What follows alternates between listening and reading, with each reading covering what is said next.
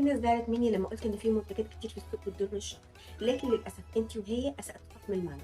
في متخصصين وخبراء شعر ممتازين اكيد ومفيش كلام عليهم، ولكن في ناس كتير بتاخد المنتجات الكويسه من الشركات وتبدا تضيف عليها منتجات كيميائيه، وده علشان يزودوا ربحهم. يعني المنتج او العبوه اللي هتكفي شخص او اتنين، لا بيخلوها تكفي ل5 أو 6 اشخاص ويمكن اكتر كمان، وده على حساب العميل. ونرجع نقول ان المنتج او الماده وقعت الشهر.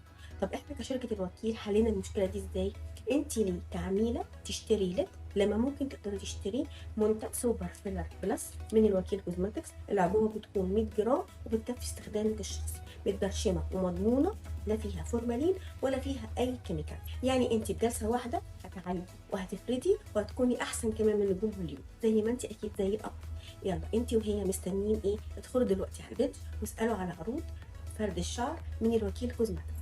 وبالنسبه للمتخصصات يا ريت تتابعونا على البيج، لان في مفاجاه كبيره جدا جدا هتفيد كل المتخصصات في المجال ده.